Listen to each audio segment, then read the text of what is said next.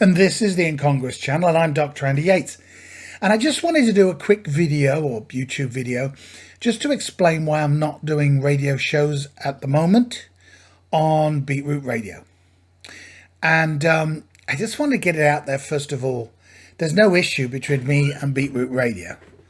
You know, I found them to be the most lovely people, the friendliest, nicest people. Beetroot Radio is going from strength to strength. They support community issues and charities and stuff like that. It's been an honor and a privilege to work for those folks. And it's so sad that I've had to do this. So just to make it clear, you know, I love that station. I love the people. There's no problems. And maybe someday in the future, I'll be able to go back to them if they still want me. Right? You get it. Okay. If I'm not persona non grata, as they say. So what's the reason? Well, back in the day, okay, so I wrote my first book in 2011. It's called C''ing is believing. Go online, you'll find it if you're interested in it. It's quite a technical book, but it's about beliefs, how you get them, how they work, how you kind of get them embedded within your mind.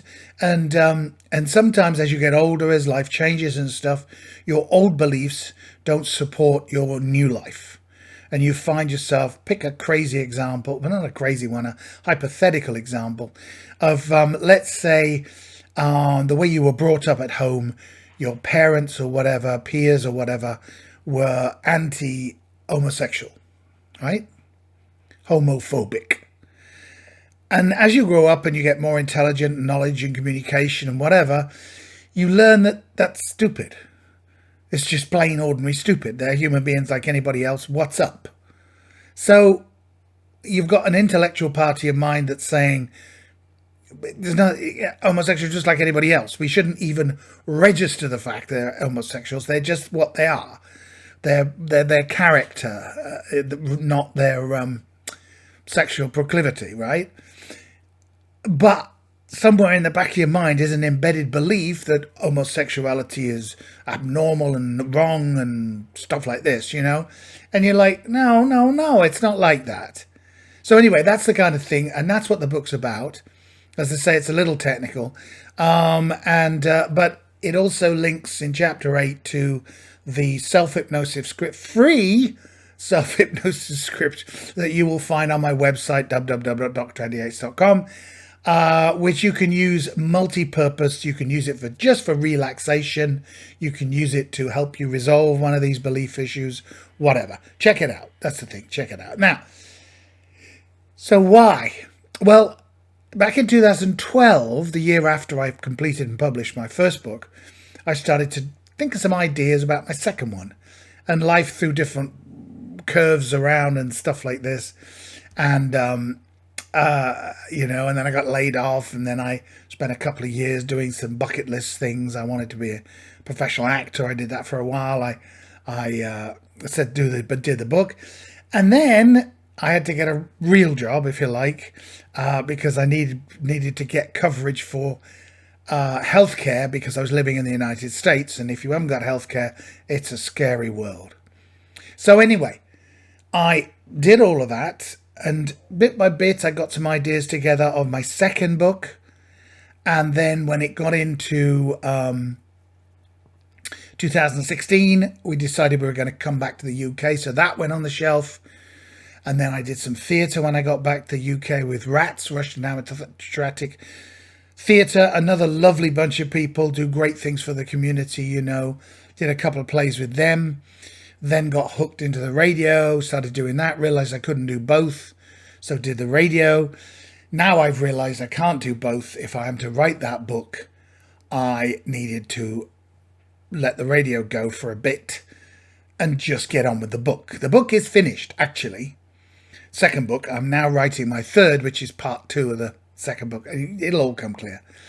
But the thing is that she who must be obeyed, who usually sits behind me, she's finished her first book, and it just needs the tweaks and twiddles and then squeezing down to the right size for the right size of book and the font and all that stuff. and I've promised, and it's a natural, normal thing for to say, look, come on, let's get your book out, and then we'll concentrate on my second book. And meanwhile, if I find any spare time, I write my third book, which I've just started 10 pages in. It's fabulous, isn't it? So that's really what it is. I mean, I didn't want to leave anybody thinking that something horrible's happened, that people have fallen out, or because that does happen. But no, not with me. No, I'm great with Beetroot Radio. I'm great with Rushton Amateur Theatre. In fact, every time every time I meet the people from Rushton Amateur Theatre, I think, oh, I'd really like to get back into that again. Because again, they're a great bunch of people. They struggle, and from that struggle produce fabulous performances and productions, and it's really wonderful to see them working like that. And maybe I could be able to be some help, or maybe they wouldn't want me. Same as the radio station. It's the way it is, right? But I just wanted that to come through, and so that's it. I'm working on my second book. Finish that. It just needs, again, the same tweaking and so on that you have to do before you actually go down the road of say, okay, I'm actually going to publish this now. I've got what I want. You've got the front cover, the back cover, the inside, the forward, the introduction, the content list, but all the bits and bobs that go with it. That's what's going to be done with She Must Be Obeyed. I have to do all of that with my second book. But I've already thought, well, I'm sitting here doing nothing. I could either sit here and just drink beer, or I could write a few more pages of my book. And usually, and I can't say every time, I'll write a few more pages of the book, and then I'll have a beer. So that's what that's about. And the second book is really, it's kind of autobiographical, because that gives me a nice chronological time frame to go through from about 1984, where I was what I consider to be a grey person, to what I am now, which is a person who is not grey anymore, who's got lots of interests, lots of different things, does stuff, got a bit more of an interesting personality, I hope.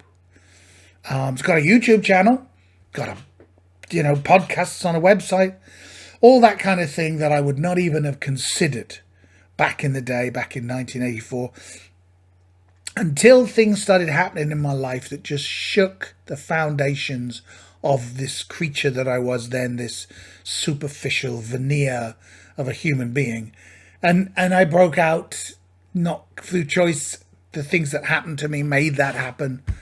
And that's what's in the book.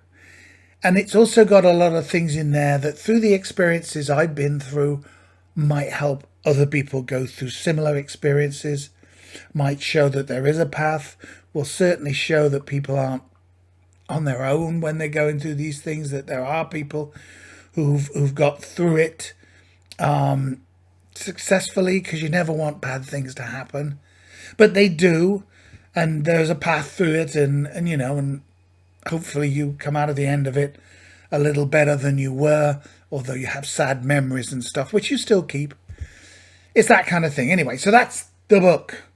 There's a lot of experiences of different trips to Guatemala and Peru, and my time in Belize and Hong Kong and whatever, all around the place, all around the world. So I'm hoping it will be a fun read for people, and also helpful to people who have been through some issues and so on, or who simply are on a path towards a better, brighter, more colourful existence, and look at this and go, yeah, that's where I'm going there. Oh yeah, I see what he's done.